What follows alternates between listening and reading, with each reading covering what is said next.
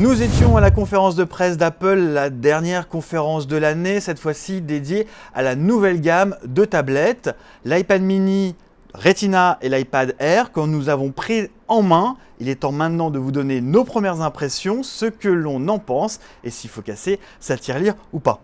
Première bonne nouvelle, les prix, tous les iPads revoient leurs prétentions tarifaires à la baisse. C'est une dizaine d'euros à chaque fois, c'est toujours ça de prix.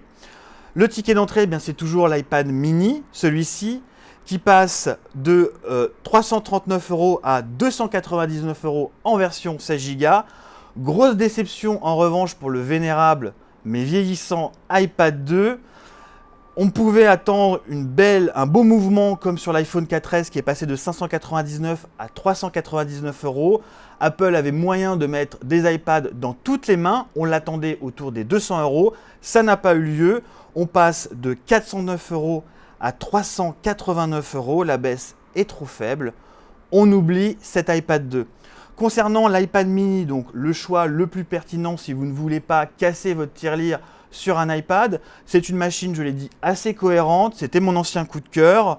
Si vous faites un usage basique de consultation, ça le fait. En revanche, n'espérez pas jouer avec.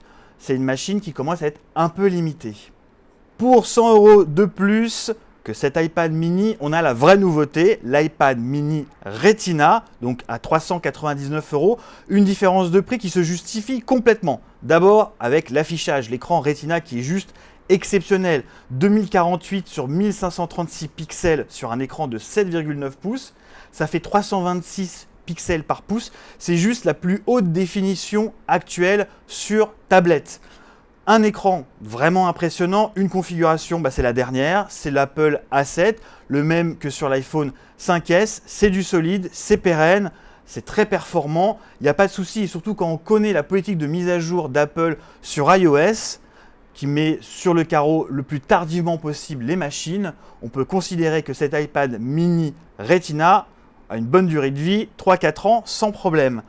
Petite précision quand même sur l'encombrement, l'iPad mini Retina est un petit peu plus lourd, alors c'est pas grand chose, c'est 23 grammes de plus que l'iPad mini classique à cause d'une batterie plus puissante. Il faut bien alimenter cet écran Retina.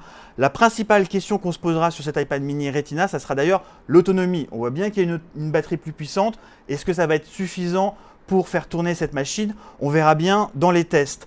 Pour le moment, l'iPad mini Retina, c'est mon coup de cœur, c'est la belle machine d'Apple sur ce line-up.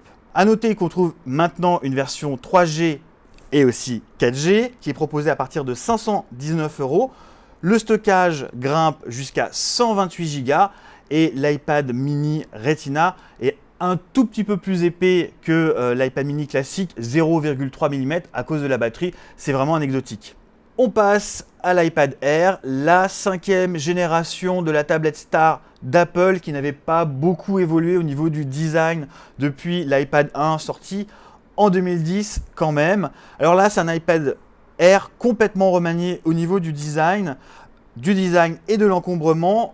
Il est beaucoup plus fin. On gagne 2 mm en termes d'épaisseur. Son cadre est aminci, donc on gagne aussi au niveau de la largeur. Là, on gagne 1,6 cm. C'est quand même important.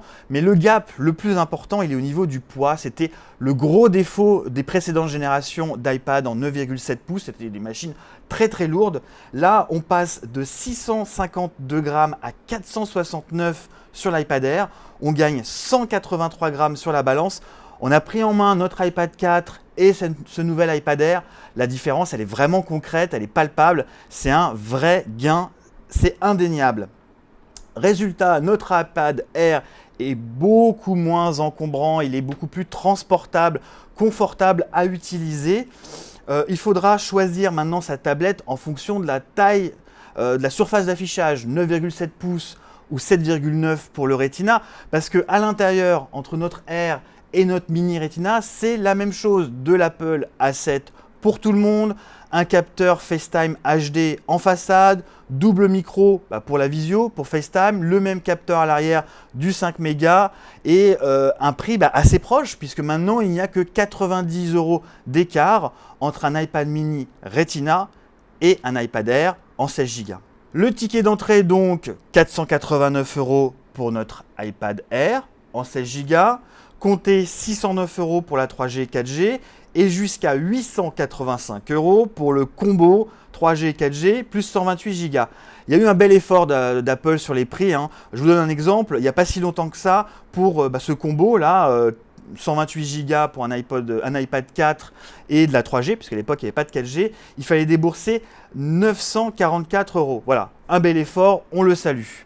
Alors on résume les nouveautés. D'un côté, on a un iPad Air qui gomme clairement les défauts des précédentes générations d'iPad. Il est beaucoup plus fin, beaucoup plus léger, mais dans un même temps, on a un iPad mini qui gagne un écran Retina, qui est l'écran Retina le plus impressionnant grâce à cette surface d'affichage, et qui hérite de la dernière configuration d'Apple, un Apple A7 très puissant.